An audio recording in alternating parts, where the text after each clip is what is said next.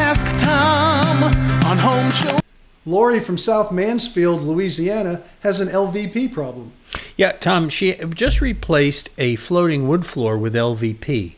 And she says since we've put it in, we've noticed the planks buckling after 3 months. And when we removed the floating floor, we left the foam underlayment and put down a 6 mil plastic vapor barrier.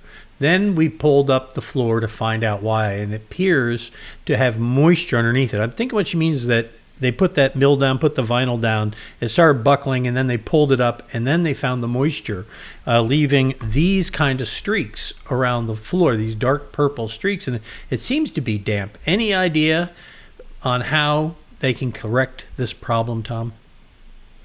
Well, from what I've seen, I think it's the plastic. I don't know why that plastic was put down, that 6 mil poly. That didn't make any sense to me at all. There's no reason for it to be there. I would have asked the manufacturer. I don't think they probably would have recommended it in that situation either. So I have a feeling that caused the problem. So what happens is the vapor doesn't have anywhere to go, so it turns to a liquid, and it'll start to build up under plastic. You can see plastic in all kinds of situations where you'll get droplets and dew on there and all kinds of different things. So I think it's the wrong application as far as the way it was put down. I think the floor was fine. I think the application was bad as how they installed it. And we see this kind of thing again and again. I mean, as many years I've sat next to you answering these questions, it's a case of where somebody says, I'm going to put it in, but you know what? I think what I'm going to do is do this, instead of reading the instructions and following what the manufacturer suggests. Any floor covering out there, whether it's the vinyl, the luxury vinyl, or the laminates, tile, whatever manufacturer, even carpet, they have their own special pad now. You don't say, I'm going to put super extra thick pad under there. It ruins the carpet and you lose your warranty on it. Follow whatever the recommendations are and don't deviate from that at all.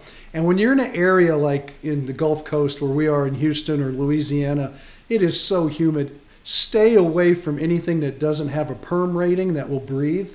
And in this case, it was a very poor application of plastic. Plastic should just not be used at all in the Gulf Coast area. The humidities are too high, and one side or the other, depending. Remember, hotter air draws in more water. It wants to move. It has nowhere to move. You have that plastic on there. Your house is air conditioned. The plastic gets cold. The hot, humid air touches it.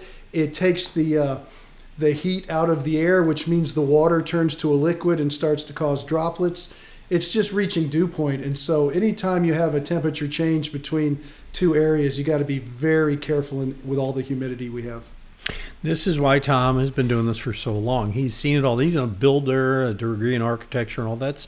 And that's why we have this Ask Tom button over there at HomeShowRadio.com that'll take you to this page where you too can enter questions and get help like Lori there. And we can help you out. Send pictures like she did, because as soon as we saw that, Tom knew what the problem was. Well, frankly, as soon as we heard plastic vapor barrier, you knew what the problem was. But even so, and by God, just follow manufacturer instructions. I mean, I'm sorry, I got to weigh in on that one a little bit, Tom, because it's like a good pilot. Trust your instruments, be a good improver, follow the instructions, and follow this instruction. Send us your questions, and Tom will answer them. We post a new one every day at HomeShowRadio.com. We'd love to get yours, and we'll put it up on our website, HomeShowRadio.com, our Facebook page, and of course, the Home Show Radio YouTube channel.